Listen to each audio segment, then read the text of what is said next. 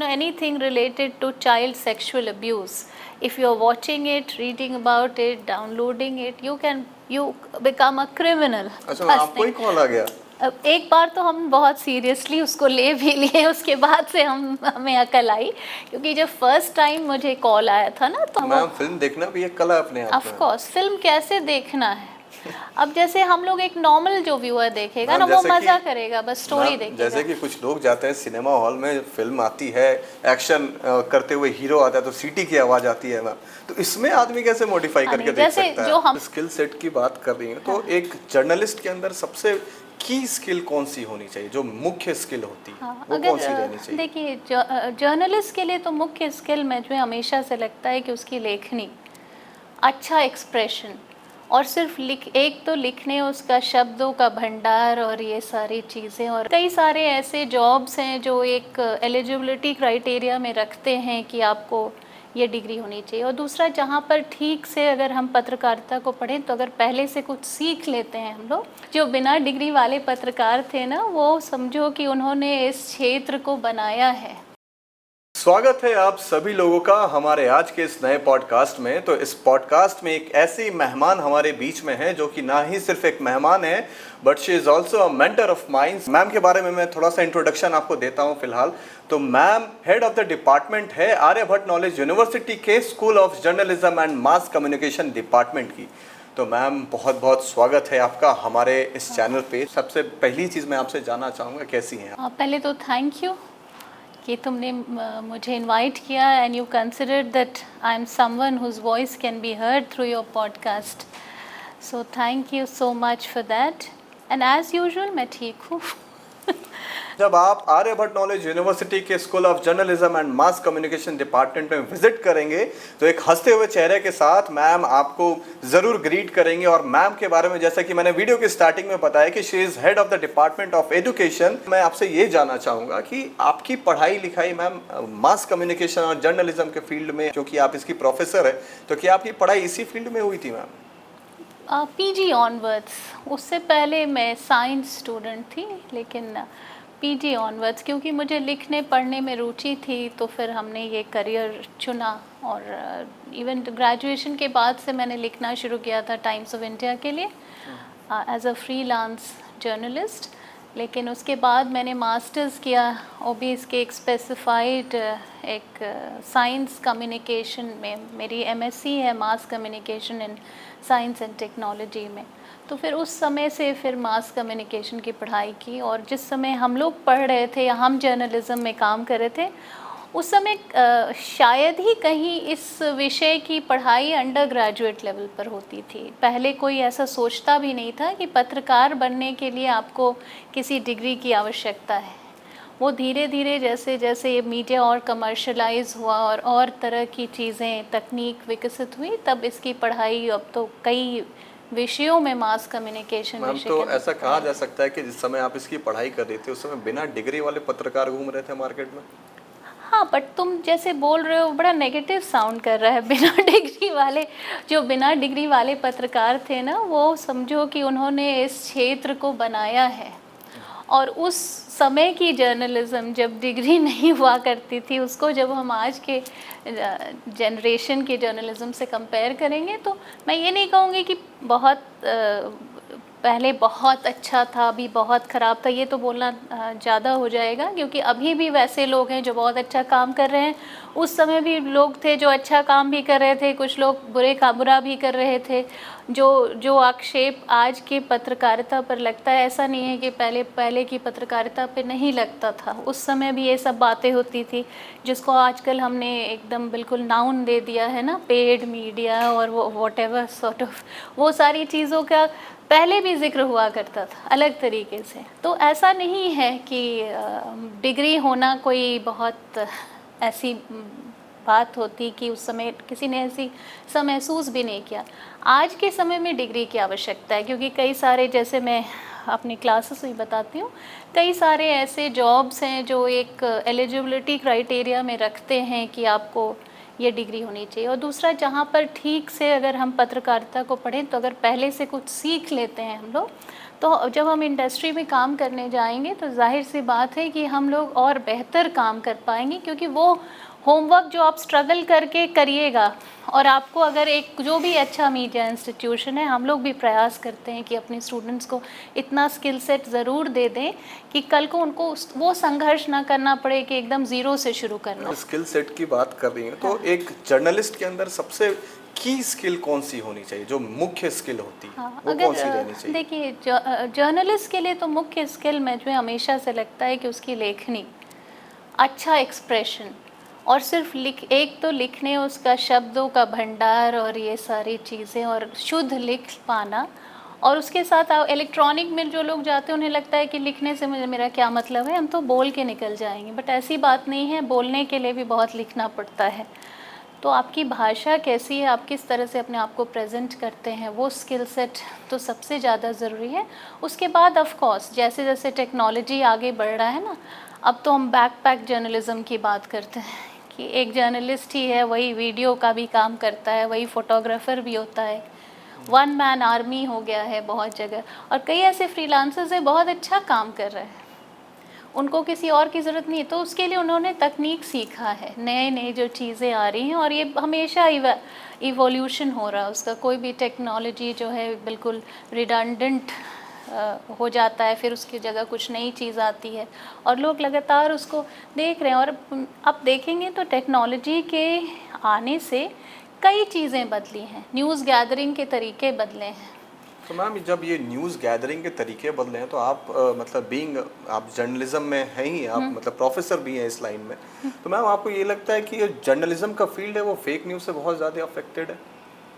Of course बहुत ज़्यादा ये बड़ा जनरलाइज हो जाएगा, लेकिन अफेक्टेड तो है। इसको मैं इसलिए जोड़ के बोल रहा हूँ क्योंकि हाँ। एक रिपोर्ट आई थी जिस समय इंडिया 161 रैंक पे था, और वो रिपोर्ट थी वर्ल्ड प्रेस फ्रीडम इंडेक्स की। उसके बाद इंडिया की रैंकिंग सुधर जाती है, हम लोग सोचेंगे मैम बहुत सुधर गई, बट 157 रैंक पे गई, और अभी जो रिसेंट का रिपोर्ट है उसमें 151 रैंक पे है। तो आपको क्या लगता है मैम कि जो हमारे देश की जो मीडिया है, जर्नलिज्म का स्तर है, वो क्या सुधर रहा है वाकई में?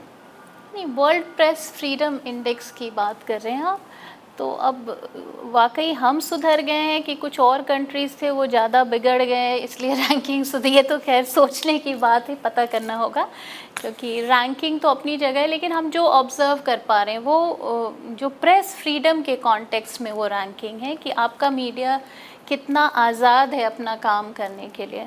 तो ये कई चीज़ें हम जानते हैं, महसूस करते हैं, हम लोग रोज़ देख रहे हैं, इसमें कोई नई बात ऐसी नहीं है। कई सारी बात है ऑफिशियली कहना भी मुश्किल है क्योंकि हमारे बीच कुछ पत्रकार लोग भी हैं, तो ये कहना भी मुश्किल है, लेकिन आप जानते हैं media is like any other commercial venture, उसके अपने लिमिटेशंस हैं, and we have to understand that. उसके अलावा जो पॉलिटिकल प्रेशर है, इट इज़ बीइंग टोल्ड, क्योंकि रिसेंटली मैं एक अल जज़ीरा या कोई चैनल पर कोई ग्लोबल डिबेट देख रहे थे जिसमें कई सारे ऐसे जर्नलिस्ट थे जिन पर आप लगातार न्यूज़ में सुनते होंगे, कुछ एक सेट ऑफ जर्नलिस्ट है जो अपने आप को बिल्कुल ही ऑब्जेक्टिव बनाते हैं और कहते हैं कि वो किसी प्रेशर में नहीं काम करते, उन्होंने अपना एक रेवेन्यू मॉडल जनरेट किया है जो सब्सक्राइबर बेस्ड होता है। उसमें वो ऐसे पत्रकार हैं जिन्होंने बताया कि उनका बहुत ज़्यादा पॉलिटिकल प्रेशर है, उन पर कई तरह के दबाव डाले जा रहे हैं। मैम तो जब ये इंटरनेशनल लेवल पे हो रहा है तो फिर हमारे देश में इसकी क्या स्थिति होगी? जैसे कि आप बता रही हैं पॉलिटिकल प्रेशर है, तो हमारे देश में क्या पॉलिटिक्स या फिर पॉलिटिशियन ये हमारे मीडिया को रन कर रहे हैं क्या? अब जनरलाइज हम नहीं कर सकते और एकदम इस पे डायरेक्ट कोई स्टेटमेंट इस तरह देना तो सही नहीं होगा, लेकिन it is it is felt, because हर किसी को एडवर्टाइजिंग चाहिए और हर पॉलिटिशियंस को अपना वोट बैंक है वो देखना है और उनकी अपनी छवि सुधारनी, ये सब है। तो ये हम तो बहुत जनरल स्टेटमेंट इस पर देने के लिए आई am not the right person, because हम जब आपने कहा ना कि फैक्ट की बात, तो हम कोई भी बात जब बोलते हैं तो it should be substantiated by facts. So we do not have an exact study और एग्जैक्ट हमारा मतलब एकदम इंफॉर्मेशन उस तरह का नहीं है कि हम बता सके कि क्या है।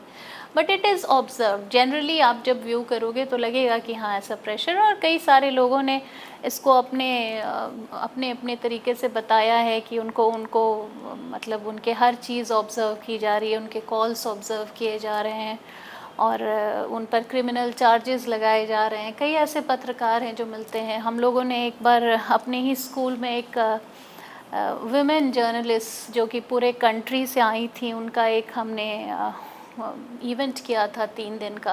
तो उसमें कश्मीर वगैरह से, नॉर्थ ईस्ट से महिला जर्नलिस्ट आई थी। उन लोगों ने हमें कई सारी ऐसे स्टोरीज सुनाई थी कि कैसे उनके लिए बहुत डिफ़िकल्ट है कि जो उनके स्टेट की सच्चाई है उसको लोगों के सामने एकदम जैसे कि वो है बिल्कुल उसी तरीके से पेश करना। It is very difficult.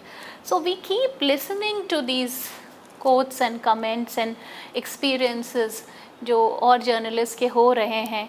और हम खुद भी अपनी जाती ज़िंदगी में, क्योंकि हम इसी की पढ़ाई ही करते हैं, तो रोज़ एक हमारा मेजर वर्क होता है मीडिया स्कैनिंग। सुबह सुबह उठकर 6-7 अखबार देखना। तो उसमें भी जब आप देखेंगे तो आपको लगेगा कि हाँ मीडिया का जो कवरेज है वो कई बार आपको स्क्यूड लगेगा। वो न्यूज़ पढ़ना बोरिंग है कि इंटरेस्टिंग है मैम? It depends. एक जर्नलिज्म का स्टूडेंट अगर न्यूज़ बोरिंग हो जाएगा तो डिफरेंट है, बट अब आई डोंट नो। नहीं मैम, मैं एक मतलब कॉमन लाइफ की बात कर रहा हूँ कि जो भी लोग हैं जो कि न्यूज़ सुन रहे हैं जहाँ पे ऐसा क्लेम किया जाता है कि मतलब कराची पे हम अब बाइक राइड पे जाने वाले हैं, ऑपरेशन सिंदूर की मैं बात कर रहा हूँ। तो उस जैसा वो न्यूज़ आ रहा है टीआरपी के लिए, और उस जनरेशन में जो न्यूज़पेपर आ रहे हैं तो लोग न्यूज़पेपर को थोड़ा लेस कंसीडर करते हैं, क्योंकि मतलब जो पाठकों की संख्या है वो थोड़ी सी कम हो गई न्यूज़पेपर की, क्योंकि टीआरपी वाले न्यूज़ हैं, बाकी काम इंस्टाग्राम ट्विटर तो कर ही दे रहा है और शॉर्ट न्यूज़ देके। तो आपको क्या लगता है मैम कि आज भी न्यूज़पेपर पढ़ना वो इंटरेस्ट वाला चीज़ है या फिर धीरे धीरे वो मतलब विलुप्त होते जा रहा है? नहीं, मुझे लग रहा है कि लिटरेसी भी तो साइड बाय साइड बढ़ रहा है। जैसे पहले अगर हम कहें तो जो लिटरेसी बढ़ रहा, पहले जो लोग प्रिंटेड नहीं पढ़ पाते थे, तो ऐसा नहीं है, उतने भी बुरे आंकड़े नहीं हैं प्रिंट मीडिया के। और आज के भी समय में अखबार में छपना इज़ अ बिग डील। और अखबार के बिना तो वो एक हमारे ट्रेडिशन का हिस्सा होता है। मोस्ट हाउस होल्ड्स की मैं बात कर रही हूँ। हालांकि अब मैं बहुत देखती हूँ कि हमारे अब जो आप लोग का जनरेशन है या उसके बाद जो जनरेशन डेवलप हो रहा है, सब मैं कई लोगों से बात करती हूँ वैसे यूथ से, तो वो कहते हैं कि वो अपना न्यूज़ कंज्यूम करने का तरीका उनका सोशल मीडिया है या उनका अपना स्मार्टफोन है। वो बहुत शॉर्ट कंटेंट पढ़ना, लॉन्ग फॉर्म कंटेंट पढ़ने की आदत धीरे धीरे कम हो रही है, इसीलिए शॉर्ट्स और रील्स का जनरेशन, तो that also is happening. But I am sure at the same time वैसे भी युवा से मिलती हूँ जो बहुत सीरियस रीडिंग करना चाहते हैं। हो सकता है उनकी संख्या कम होगी। न्यूज़ बोरिंग है कि नहीं, ये बड़ा सब्जेक्टिव है कि बोरिंग लग रहा है।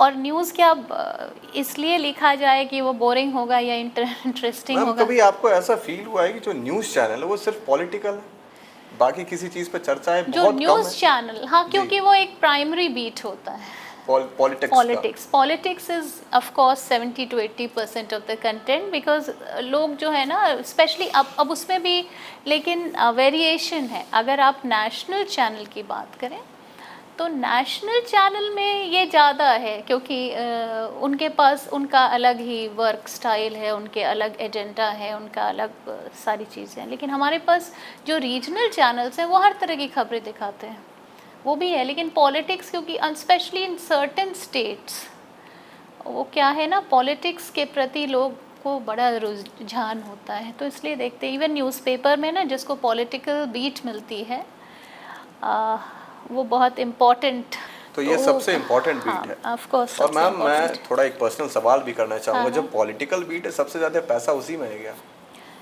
पैसा क्योंकि तो मैम नेता लोग का जब एक हाँ, जर्नलिस्ट इंटरव्यू लेने जाता है तो मीडिया हाउस से भी पैसा कमा रहा है, नेता से भी पैसा कमा नहीं, रहा है, अब ये ऐसी बातें आ रही है मैम, मुझे नहीं पता है ऑफ कोर्स बातें ऐसी हम आ लोग रही यहाँ है। फेक न्यूज़ फैलाने के लिए तो है नहीं। And of course I am not in a position to say कि नेता लोग पैसे ले रहे हैं, ये तो कहना नहीं, कुछ नेता लोग जाती हूँ। पैसे दे रहे हैं जर्नलिस्ट को। पैसे दे रहे हैं, सॉरी अबाउट दैट, पैसे दे रहे हैं। अब if it is happening, let us आपको नॉट क्या से लगता है कि एनीथिंग ऐसा अबाउट कुछ इट। होने, मतलब आपको क्या लगता है मैम ऐसा कुछ होता भी होगा असलियत में, कि या फिर क्यों नहीं, बस ये दुनिया में प्रोपेगेंडा सब फैलाया कुछ जा हो रहा रहा है? है, लेकिन सिर्फ हर करप्शन तो हर जगह है, ज़रूर होता होगा।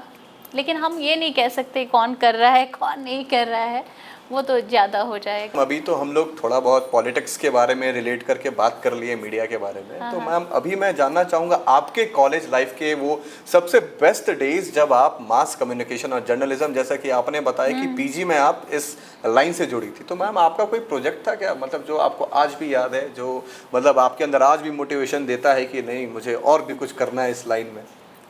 See when I look back, मुझे लगता है ना हमारा बड़ा इनोसेंट जनरेशन था उस समय ना इतनी टेक्नोलॉजी डेवलप थी और इंटरनेट उस समय नया नया आया था, तो हम लोग जो भी करते थे वो बिल्कुल एक लाइब्रेरी वाला और अपने से फिज़िकल मोड में चीज़ें ले करके हम लोग करते थे। और उस दौरान हमने बहुत वो जो मेरी पढ़ाई उस समय मास्टर्स की लखनऊ में हुई, तो वहाँ की अलग तहज़ीब और अलग तरीके का सब चीज़ था, वहाँ का मीडिया का वर्किंग स्टाइल अलग था। तो उस दौरान हमने एक्चुअली ऐसा कोई जो अभी के स्टूडेंट्स को कई सारे अपॉर्चुनिटीज़ हैं वो तो हमारे पास जाहिर सी बात है कि नहीं थे, but I always wanted to do something good. Like उस समय एक ये फीलिंग जो अभी शायद थोड़ी लैकिंग है ना, पत्रकारिता उस समय मिशन मोड में स्टिल था, इट इज़ अ मिशन। अभी क्या, अभी मैं बहुत it is just like any other job I feel. उस समय पैशन था, आज के दिन में प्रोफेशन हाँ, हो मतलब गया मुझे है। लग रहा है, हालांकि कुछ हमेशा एक्सेप्शंस होंगे, बट वो वाली फीलिंग नहीं आती, क्योंकि मैंने देखा, मैंने फर्स्ट जनरेशन टीवी जर्नलिस्ट को देखा है। जब उस समय जब आज तक शुरू हुआ था और वो सब 1 घंटे का प्रोग्राम हुआ करता था और टेलीविज़न नया नया था, जी न्यूज़ आया था, उस दौर से मैं वॉच कर रही हूँ टेलीविज़न के ग्रोथ को। तो मैंने देखा है कि फ़र्स्ट जनरेशन टीवी जर्नलिज़्म क्या था और क्या जोश, क्या पैशन और पत्रकारों का रुतबा क्या हुआ करता था। अभी बड़ा अफसोस होता है कि वो वाली बात नहीं रह गई है धीरे धीरे। अब इसके पीछे क्या कारण है, ये भी स्टडी करने की बात है। या तो नोवेल्टी ख़त्म हो गई, होता है ना कोई चीज़ जैसे धीरे धीरे पुराना हो जाता है, people get used to it. और भी जितनी चीज़ें आप जिसकी तरफ पॉइंट आउट कर रहे थे, जो हम बहुत ज़्यादा एक्सप्लिसिट वे में नहीं बोल सकते हैं, तो वो सारे भी रीजंस होंगे कि ऐसा हो रहा है। But journalism was different. मैं आपसे जानना चाहूँगा कि आपके लिए मीडिया क्या है? मेरे लिए मीडिया Being a बहुत teacher, इम्पोर्टेंट, मैम, हाँ, क्योंकि नहीं आप बहुत आपके इम्पोर्टेंट। तमाम स्टूडेंट्स हैं जो कि Of पास आउट course। है, मैं अभी स्टूडेंट हूँ आपका जो आपसे मैं पढ़ रहा हूँ, तो मैं जानना चाहता हूँ मैम कि आपके नज़र में मीडिया क्या होती है और एक जर्नलिस्ट को कैसा होना चाहिए? अच्छा, मीडिया तो पहले तो media is not only journalism. First of all, journalism is just a subset, एक करियर पाथ है मीडिया का।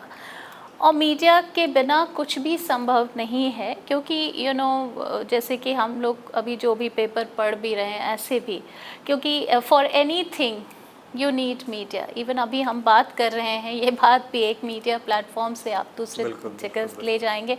इवन जो हम संवाद स्थापित कर रहे हैं, ये भी everywhere we need to communicate, whatever field we are in, we need to communicate unless people know about what the work they are doing. तो उसके लिए तो मीडिया के बिना तो कुछ है ही नहीं। और हर जगह आप देखिए ना, कम्युनिकेशन का कितना बड़ा रोल है।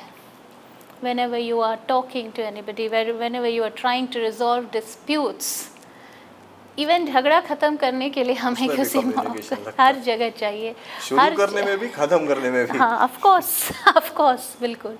तो इतना लगता है कि अब हम नॉन वायलेंट कम्युनिकेशन की बात करते हैं कि कैसे कम्युनिकेशन नॉन वायलेंट हो, इसके लिए क्या उपाय करना है, ये भी एक पढ़ाई है।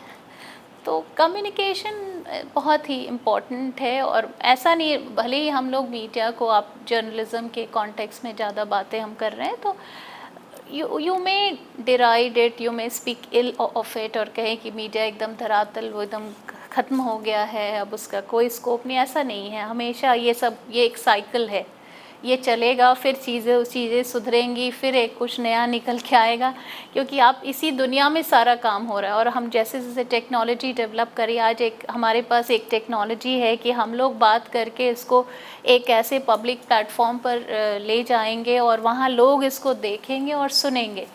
तो ये एक हमें मीडिया ने ये ताकत और ये शक्ति दी, और कितने रेवोल्यूशंस हुए हैं। आप इन्वायरमेंट को लेके जो लगातार बातें हो रही थी, या इससे पे जेंडर इश्यूज़ के प्रति, या अरब स्प्रिंग, इस तरह की कई सारी बातें हैं जो कि मीडिया ने उस चीज़ को बहुत ताकत दी है। जो इंडियन मीडिया है वो कहीं ना कहीं कुछ ऐसी खबरें हैं जो कि हमारे तक आनी चाहिए, वो कहीं ना कहीं रोक दे रहा है इंडियन मीडिया। आपको ऐसा लगता है मैम, जैसे कि मणिपुर का जो इंसिडेंट हाँ, है हाँ। उसको कवरेज कम मिल रहा है? इस तरह के बहुत सारे वाक्य हैं, और जो मीडिया कई चीज़ें तो मीडिया के एथिक्स के भी अलाउ नहीं करता है कि कुछ चीज़ें हैं जो उस उतने डिटेल्ड, और अब जैसे कई कई चीज़ों को लेके रूल्स है ना, जैसे कम्युनल इश्यूज़ को लेकर, या बहुत सारी चीज़ें जिससे कि लोगों की भावना है आहत हो, या उससे और चीज़ें ख़राब होंगी, तो उसको छापने दिखाने पर ऐसे भी एथिकली रोक भी है, इसलिए और कई मैम अगर इस चीज़ें। चीज़ को कोई इंसान, अगर हाँ, कोई भी हाँ। ह्यूमन है जो भी इंडियन सिटीज़न, अगर वो क्लेम करता है कि राइट टू इन्फॉर्मेशन के थ्रू मुझे पूरा राइट है कि मैं इस न्यूज़ को जानूँ, तो क्या इंडियन मीडिया को उस न्यूज़ को वहाँ प्रोवाइड करना पड़ेगा? हाँ, अगर और ऐसे भी आज के समय में हम कहाँ कोई रोक पा रहे हैं। आज हमारे पास ऑल्टरनेटिव मीडिया है, जो हम बात कर रहे थे वो मेन स्ट्रीम मीडिया। तो main stream media is govern by rules, जो हमारे इंडियन कॉन्स्टिट्यूशन का भी रेस्ट्रिक्शंस है, कुछ ऐसे फ्रीडम ऑफ एक्सप्रेशन पर जो रेस्ट्रिक्शन है, कुछ ऐसी बातें हैं जो हम नहीं दिखा सकते या जिसके बारे में हम नहीं छाप सकते हैं। तो उसके अलावा बट हमारे पास जो ऑल्टरनेटिव फॉर्म्स ऑफ मीडिया वो कहाँ रुक रहा है, सारी बातें तो आ ही रही हैं हमारे पास आज के समय में, ये पहले नहीं था। लेकिन मैम आज आपको के ऐसा समय नहीं पे लगता है कि मतलब 20 साल 30 साल पहले की जो मीडिया थी, जितनी स्टैब्लिश्ड मीडिया थी, और आज की जो मीडिया है, दोनों में खासा डिफरेंस आया है? मतलब कि उस समय कैसे ब्रॉडकास्ट किया जाता था न्यूज़ को, और आज के दिन में कैसे प्रेजेंट किया जा रहा है बहुत न्यूज़ को, पेनफुल, और हमने उसमें वो भी दौर देखा है जब टेप से रिकॉर्ड होकर के वो रोज एयरपोर्ट पे लोग भेजते थे, जो पटना की मीडिया कैसे काम, सब मैंने अपने आँख से देखा है। वो दूसरे कुछ तरह का एक्सपीरियंस कैमरा, बताइए उस समय ऑफ के बारे कोर्स में वो अपना। उस दौरान का बिल्कुल ही अलग था। एक तो कन्वेंस और सारी इतनी पहुंच, और ये मोबाइल फ़ोन जिसमें स्मार्टफोन हो, कैमरा, ये सब तो होता नहीं था। आपको भारी भरकम कैमरा लेके चलना आज भी कभी कभी मैं जाता हूँ कहीं पे, तो मैं देखता हूँ कि वो जो बड़ा वाला कैमरा होता है ना, उसको लोग कंधे पे लेते हैं, ट्राइपॉड लगाते हैं, फिर जाते हैं। उसके साथ एक मतलब जर्नलिस्ट रहता है, एक कैमरामैन रहता है, पूरी टीम जाती है वो। हाँ, तो वो आज भी करते हैं। जो और वहीं पे established मैम channels कभी कभी मैं ये भी देखता हूँ कि कोई एक अकेला इंसान गया, वो ट्राइपॉड पे मोबाइल लगा और वो रिकॉर्डिंग किया। इस तरीके से ये अब वो डिफरेंशिएशन आ फीचर, रहा अब है। तो मैं एक्चुअली पहले क्या था ना, फॉर्मेट्स को लेकर और ज़्यादा अच्छा विजुअल को लेकर के ये बात थी। लेकिन अब तो मेन स्ट्रीम चैनल भी ना वो फ़ोन का भी फुटेज यूज़ कर लेते हैं, वो हर तरह का फॉर्मेट यूज़ कर। अब तो बहुत लिबरल हुआ है। उसी वजह से तो कैमरामैन लोगों की स्थिति अब पहले से थोड़ा सा उसमें दिक्कत हुई है। ये जो चीज़ें आ गई हैं ना, मैं जो बैकपैक जर्नलिज्म की बात करें, कई सारी फुटेज वगैरह अवेलेबल हो जाती है बहुत सारे अलग माध्यम से। लेकिन ये एक जो तरीका है ना प्रॉपर शूट का, अब आप कोई अच्छा काम करने चलेंगे तो ऑफ कोर्स अब आप जैसे इस इंटरव्यू के लिए आपने इतनी सारी लाइट्स और ये किया, तो इसका जो रिज़ल्ट आएगा और एक कोई नॉर्मल कैमरे से ले ले तो उसका दोनों का तो फ़र्क पड़ेगा। जो मेन स्ट्रीम में जो प्रोफेशनल वर्क होता है, प्रोफेशनल वर्क तो हमेशा प्रोफेशनलिज्म के साथ ही किया जाएगा ना, क्योंकि जो जर्नलिस्ट होते हैं, स्पेशली जो इस्टेब्लिश टेलीविज़न चैनल्स में होते हैं, वो अपने आप में बड़े सीनियर लोग होते हैं। वो तो कैमरा ढो के चलेंगे नहीं, तो उनके साथ तो एक वीडियोग्राफर होगा ही। आर्टिफिशियल इंटेलिजेंस का इन्फ्लुएंस हमारे मतलब पूरे इंडियन कल्चर में या फिर पूरे वर्ल्ड के कल्चर में जिस तरीके से इन्फ्लुएंस कर रहा है, जहाँ मैंने शुरुआत में वीडियो में फेक न्यूज़ की बात करी, तो आपको क्या लगता है मैम, जो एआई से मतलब जो वीडियोस क्रिएट किए जा रहे हैं, डीप सीक हो गया या फिर मतलब बहुत सारे ऐसे एआई के प्लेटफॉर्म है जहाँ पे वीडियो या फिर जो भी विजुअल्स है या फिर जो भी न्यूज़ है उसको भी जनरेट कर दिया जा रहा है, तो कुछ लोग ऐसे होते हैं ना जो मैम कि उसको विश्वास कर लेते हैं। जैसे कि एक निर्मला सीतारमण का भी रीसेंट एग्जांपल है, 20,000 रुपए का इन्वेस्टमेंट था और 1.5 लाख रुपए का मतलब आउटकम था। तो कुछ ऐसी न्यूज़ जब आती है मार्केट में, तो मैम लोग कैसे इस चीज़ को समझे कि ये फेक न्यूज़ है और हमें इससे बचना है? इसलिए तो अभी क्या है कि इवन सीबीएसई ने और स्कूल में मीडिया लिटरेसी ऐड किया गया है। कार्टून कैरेक्टर है या कोई फ्लाई कर रहा है तो उसको सही मान लेते थे। तो कई ऐसे लोग व्यूअर्स होते हैं जो इनोसेंट होते हैं, वो कोई चीज़ देख करके उसको सही मान सकते हैं, जैसे निर्मला सीतारमन का ऐसा।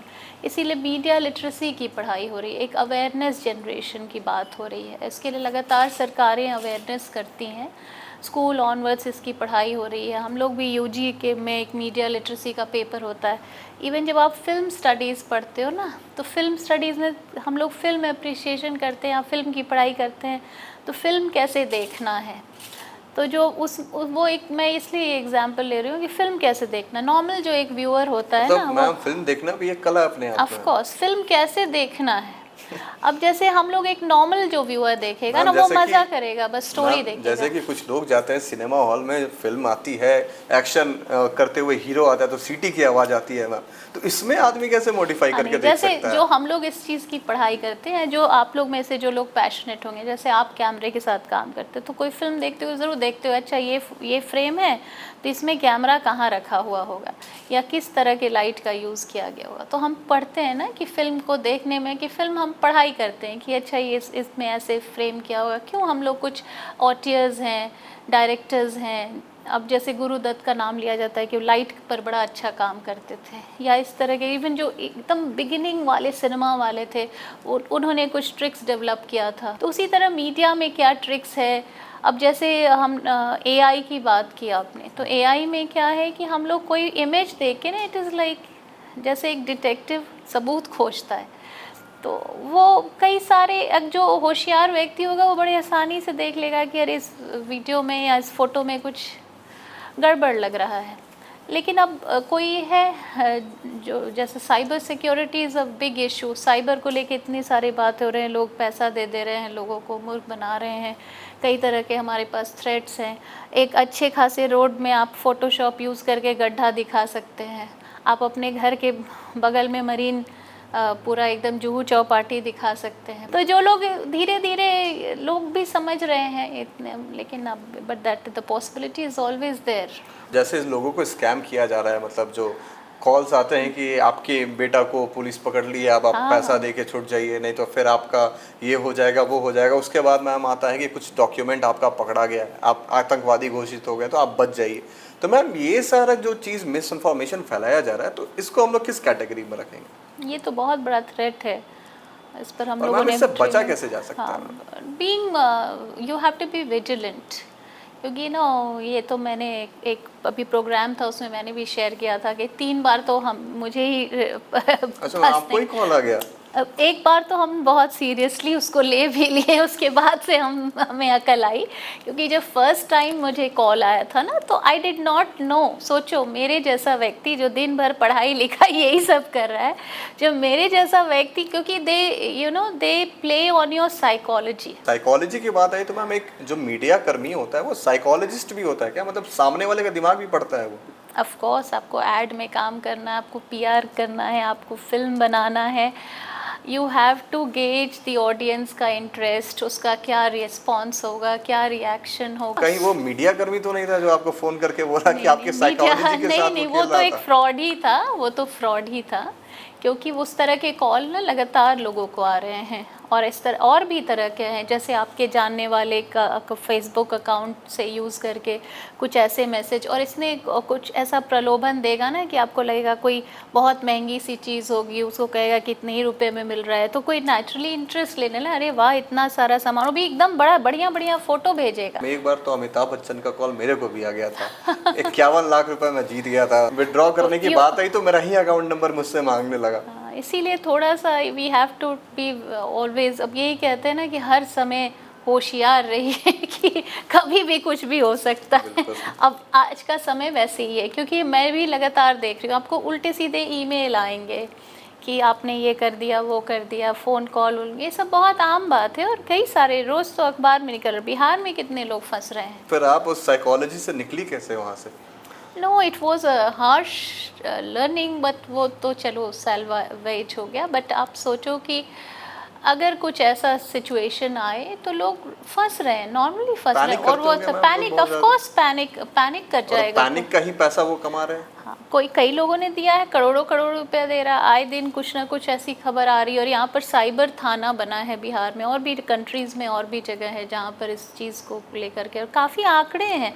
आप लोग भी एनसीआरबी के वेबसाइट पर या बिहार पुलिस के वेबसाइट पर जाके देख सकते हैं कितने लोग एक्चुअली पैसा लूज़ कर रहे हैं, और इसको तो इट्स एन इशू। पुलिस को बहुत प्रॉब्लम आ रहा है ट्रेस करने में और भी चीज़ें में। हम लोग पिछले एक प्रोग्राम में डिस्कस किए थे कैसे वो लोग ना म्यांमार में बेस्ड हैं एक ऑर्गेनाइजेशन, और वहाँ लोगों को ज़बरदस्ती पकड़ करके ये सब काम कराया जा रहा है, टेली कॉलिंग और ये सब। तो ये बड़ा ही ऑर्गेनाइज्ड एक क्राइम का नेटवर्क है जो इजी मनी के लिए लोग कर रहे हैं, और पुलिस इसमें काम करेगी बहुत ज़्यादा सक्सेसफुल नहीं है, क्योंकि कई सारे इश्यूज़ हैं। हम लोग एक प्रोजेक्ट पर काम भी कर रहे हैं चाइल्ड सेक्सुअल अब्यूज़ मटेरियल पर, उसमें भी बिहार का नंबर 1 है उसमें, तो उस पर काम करें। लेकिन उसमें कुछ ऐसे क्लॉजेज़ हैं लीगल एस्पेक्ट्स कि पुलिस जानते हुए भी कि अच्छा इस घर में ये चीज़ डाउनलोड हो रहा है या ऐसा हो रहा है।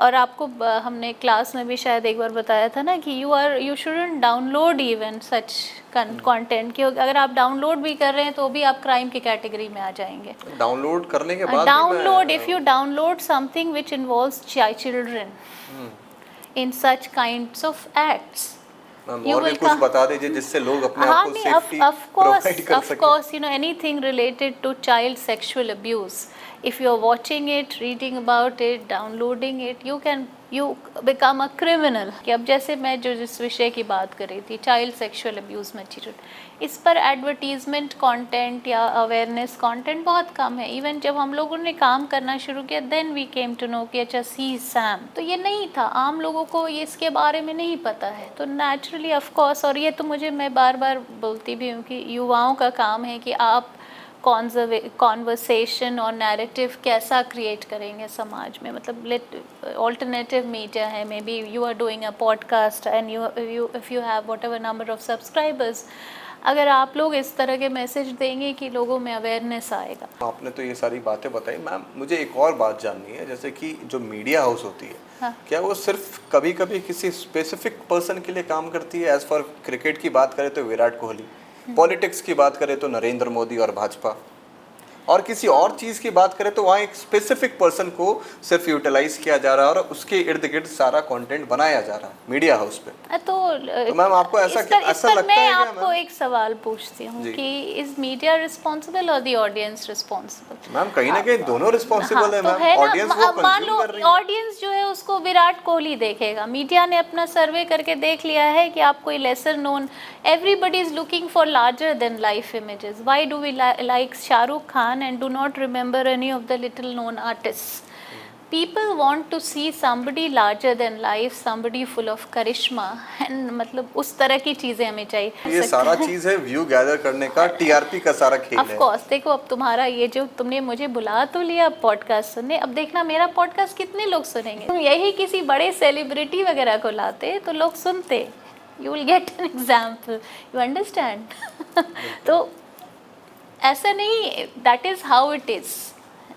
एंड सिर्फ एक ही को नहीं, आप अगर आप चाहते हैं कि हाँ मीडिया बदल जाए, मीडिया एकदम समाज सुधारक के रोल में आ जाए, तो let us change as an audience, let us demand that content. Ma'am आपके हिसाब से एक मीडिया हाउस और मीडिया कर्मचारी की सबसे बड़ी परेशानी और सबसे बड़ी रुकावट कौन सी है? देखो मीडिया कर्मचारी बेचारा, मीडिया कर्मी जो होता है, he is like us, he is also a human being, he is also a part of the society, so let us not put too much pressure on that poor guy.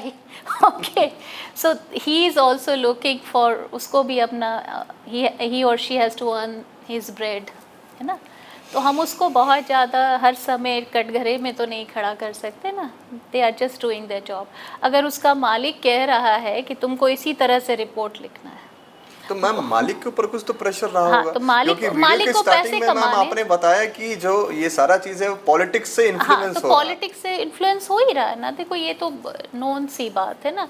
अब कोई journalist है, उसको कह रहा है कि तुमको यही रिपोर्ट करना है, ये रिपोर्ट करोगे तो फिर तुम्हारा नहीं होगा, वो कट के 4 लाइन में आ जाएगा, तो फिर वो क्या करेगा? वो नेचुरली जो उसका एम्प्लॉयर उसकी ही बात मानेगा ना। Let me ask you, what is education?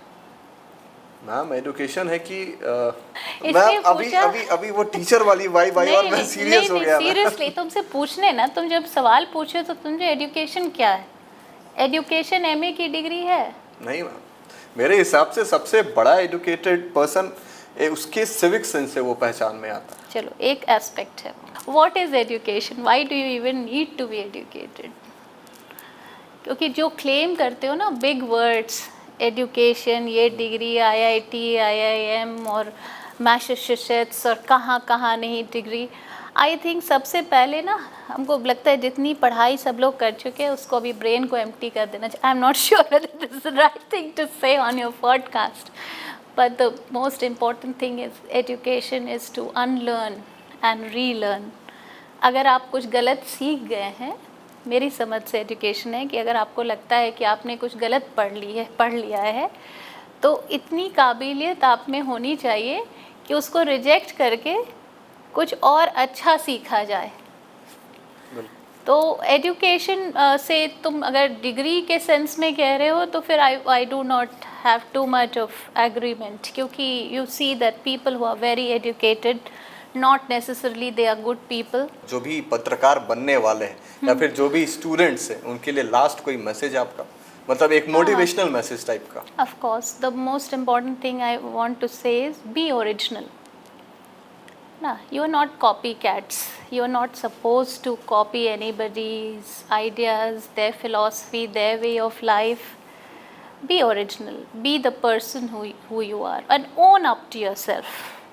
Nah, मैं जो भी हूँ जैसे भी हूँ, own it and don't be dependent on anyone for anything. जहाँ डिपेंडेंसी होती है ना वहाँ बहुत सारे प्रॉब्लम्स हैं। मैम बहुत बहुत धन्यवाद, आपने इस पॉडकास्ट में इतना कोऑपरेट किया, इतना समय हमें दिया, और मुझे उम्मीद है कि आप लोग जो इस वीडियो को देख रहे हैं तो आप लोगों को भी काफ़ी ज़्यादा इन्फॉर्मेशन मिला होगा मास कम्युनिकेशन और जर्नलिज्म के बारे में, और कैसे हमारा फोर्थ पिलर ऑफ डेमोक्रेसी यानी कि मीडिया ऑपरेट कर रही है। इसके ऊपर हमारा ये जो पॉडकास्ट था वो उसी पे रिलेटेड था।